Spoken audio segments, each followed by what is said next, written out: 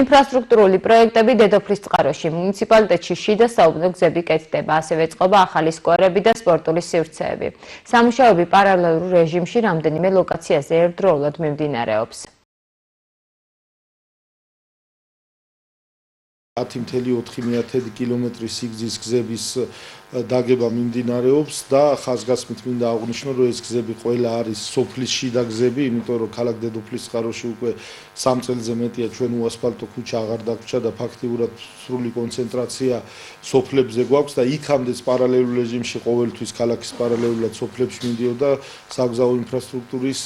მოწესრიგება, 7,5 მილიონი იხარჯება საგზაო ინფრასტრუქტურის კუთხით. აქედან მინდა გამოყო სოფელი თავწყარო,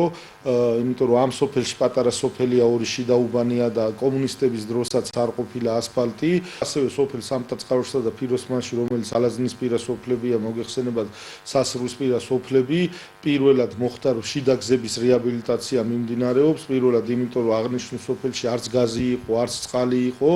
და პირველ რიგში მოხდა მუნიციპალიტეტის 100%-ით გაზიფიცირება, წყლის სისტემებიც დაიქცელა მთელი სოფლები მუნიციპალიტეტის მასშტაბით და უკვე ჩვენ მოგვეცა საშუალება, რომ შარშან დავიწყეთ და წელს ვაგრძელებთ შიდა გზების რეაბილიტაციას, მაგრამ ასფალტის საფრებისა მიდის სანიაღვრეების მოწყობა სოფელ ზეომაჩხანში, მე-11 ქუჩაზე, სანიაღვრე და საყრდენი კედელი, ეს არის ქვევომაჩხანისკენ მიმავალი გზის დაზიანებული სანიაღვრის აღდგენა, რომელიც მოსახლეობას და გზის მთლიანობას საფრთხეს უქმნის და ეს